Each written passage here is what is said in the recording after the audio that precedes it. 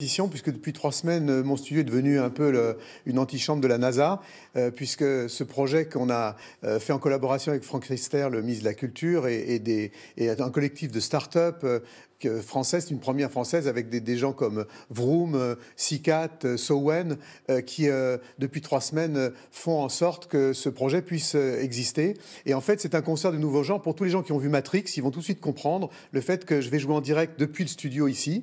Confinement oblige, mais nous serons seuls ensemble, ce qui est le titre de ce concert, puisqu'en fait, via mon avatar, je vais pouvoir retrouver tout le public, aussi bien ceux qui ont des casques de réalité virtuelle, que tout un chacun sur son smartphone ou sur son ordinateur, en France et dans le monde entier. Donc c'est expérimental et c'est une manière aussi de fêter la musique d'une manière innovante, créative, et de fêter la musique de manière dynamique. On en a besoin et je pense que c'est important aussi de montrer que derrière un artiste, il y a aussi tout un collectif, des équipes qui ont besoin aussi de vous, qui ont besoin du public, qui ont besoin aussi du fait que la musique ne doit pas être considérée comme gratuite, mais qu'elle a une valeur et qu'il faut penser justement à tout l'écosystème de la musique dans les mois qui viennent. Sinon, un grand nombre de créations disparaîtront. Donc c'est un peu sous ce signe que ce concert virtuel d'un nouveau genre va exister ce soir à partir de 21h30 et on pourra me rejoindre sur jeanmicheljarre.com, sur toutes les tablettes, et tout le monde comprendra très simplement comment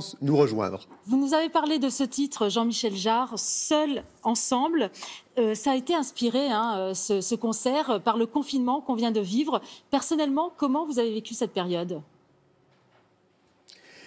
Écoutez, je l'ai vécu comme tous mes collègues et amis, c'est-à-dire le fait de vouloir partager sa propre musique gracieusement sur Internet pour remonter le moral finalement des gens. Pendant ce confinement, on a fait deux choses finalement. On est sorti pour se nourrir et puis on a écouté de la musique, on a regardé des films et on s'aperçoit aujourd'hui, en ce jour du 21 juin de la fête de la musique, que sans la musique, le confinement aurait été un désert et un désespoir total. Donc la musique a une valeur, il faut la respecter, il faut arrêter de rechigner à payer quelques euros pour un album et ne plus considérer que la seule manière de survivre pour les musiciens, ce sont les concerts. C'est aussi les chansons, les musiques que nous créons et tout ça a une valeur et il faut que ce soit respecté. Et on en profite pour envoyer ce signal fort le jour de la fête de la musique. Merci beaucoup Jean-Michel Jarre d'avoir été avec nous. Je rappelle que votre concert sera diffusé ce soir à 21h15 sur les réseaux sociaux, sur YouTube, sur la plateforme Vroom, ainsi que sur la page Facebook du ministère de la Culture.